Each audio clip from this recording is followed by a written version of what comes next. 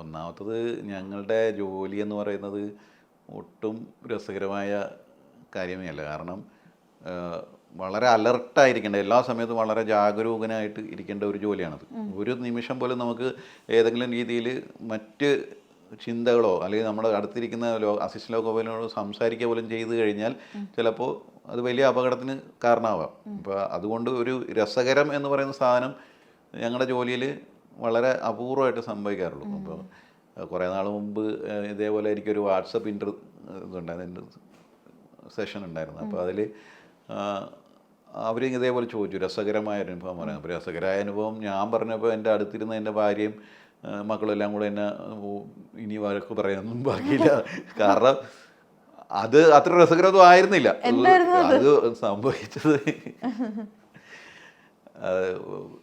നിങ്ങൾക്ക് രസകരമായിട്ട് അനുഭവിക്കാൻ സാധ്യതയില്ല, എന്നാലും പറയാം. കാരണം ഞങ്ങളുടെ കൂടെ ഈ അവിടത്തുകാരായിട്ടുള്ള കുറേ ആൾക്കാർ വർക്ക് ചെയ്യുന്നുണ്ട്. ലോക്കോ പൈലറ്റ്സായിട്ടും അസിസ്റ്റന്റ് ലോക്കോ പൈലറ്റ്സായിട്ടും. അപ്പോൾ വണ്ടിയിൽ പോകുന്ന വഴിക്ക് ഇങ്ങനെ ഞങ്ങളുടെ ആ ഭാഗത്ത് പശുക്കളെയൊക്കെ അവർ അഴിച്ചു വിടുക ചെയ്യാം. പശുക്കളെയും പോത്തുകളെയും അങ്ങനെയുള്ള സാധനത്തിനൊക്കെ അവർ കെട്ടിയിടില്ല. അപ്പോൾ അവർ അത് അഴിച്ചു വിട്ടിട്ട് അതുങ്ങളൊക്കെ മേഞ്ഞ് ആവശ്യമുള്ള ഫുഡൊക്കെ കഴിച്ച് തിരിച്ച് വീട്ടിലെത്തും. അങ്ങനെയാണ് രീതി. അപ്പോൾ അതുകൊണ്ട് ധാരാളം മൃഗങ്ങളിങ്ങനെ പോവും.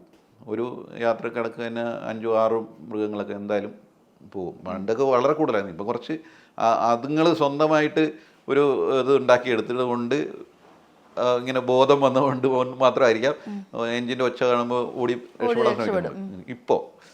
അപ്പോൾ അന്നൊക്കെ അങ്ങനെയൊന്നുമില്ല. അതിങ്ങനെ ഈ പശുവൊക്കെ ആണെങ്കിൽ സാധാരണഗതിയിൽ ഇങ്ങനെ നോക്കി നിൽക്കുക ചെയ്യുക.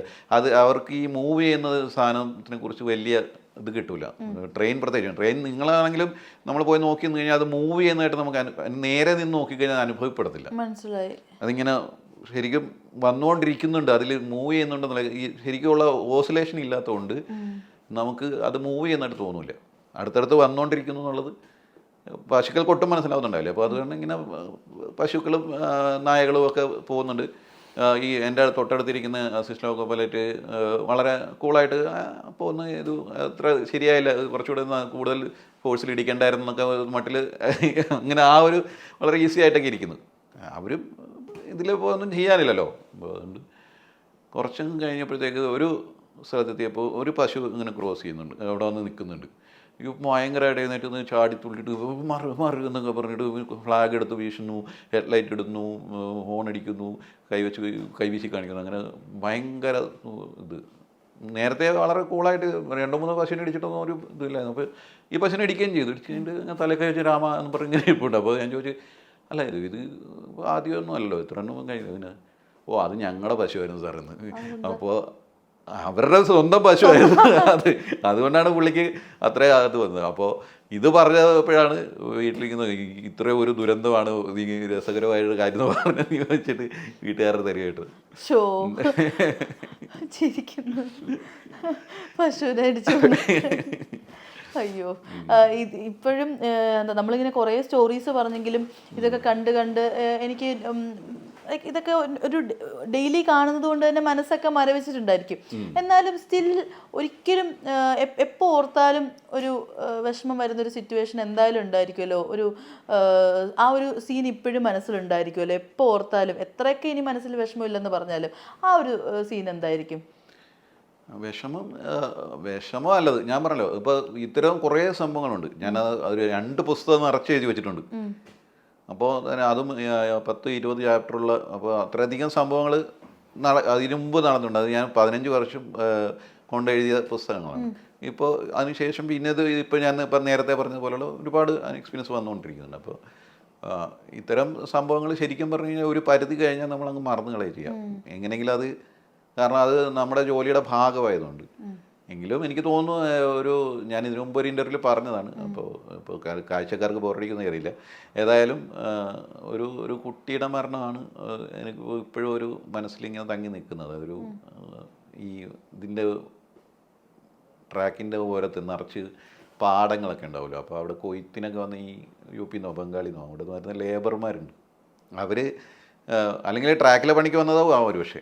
അവരെന്ന് വെച്ച് കഴിഞ്ഞാൽ അതിൻ്റെ തൊട്ടടുത്ത് തന്നെ ചെറിയ ഈ കമ്പും ഇതൊക്കെ വളച്ച് കെട്ടിയിട്ട് ടെൻറ്റ് കെട്ടിയിട്ട് അവിടെ തന്നെ ആയിരിക്കും. കുടുംബം ഉണ്ടാവും, അപ്പോൾ കുട്ടികളുണ്ടാവും. കുട്ടികൾ ചെറിയ കുട്ടിയൊക്കെ ഉണ്ടാവും. ചെറിയ കുട്ടികൾ വലിയ കുട്ടി എന്ന് പറഞ്ഞാൽ 3-4 വയസ്സുള്ള കുട്ടികൾ 2-3 വയസ്സുള്ള കുട്ടികളെ നോക്കും. അങ്ങനെയാണ് അവരുടെ ഒരു രീതി. അപ്പോൾ അതുപോലെപ്പെട്ട ഒരു കുട്ടി ഇങ്ങനെ വന്നിട്ട് ട്രാക്കിൽ നിന്ന് ഒരു സൈഡിൽ ഇങ്ങനെ പൂ പറിച്ചുകൊണ്ടിരിക്കുന്നൊരു ആ സമയത്ത് വണ്ടി ഇത് 110-120 കിലോമീറ്റർ സ്പീഡിൽ വന്ന വണ്ടിയാണ് അത് വളരെ അടുത്ത് വെച്ചിട്ട് ആണ് കാണാൻ പറ്റിയത്.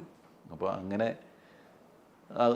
അതാണ് ഏറ്റവും ഒരു വിഷമകരമായിട്ട് തോന്നിയിട്ടുള്ള ഒരു സംഭവം.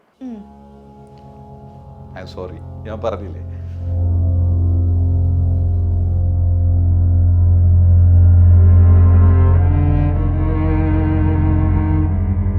എൻ്റെ അനിയന് 10 വയസ്സേ ഉള്ളൂ. I am sorry. ഇല്ലല്ലോ, കുഴപ്പമില്ല.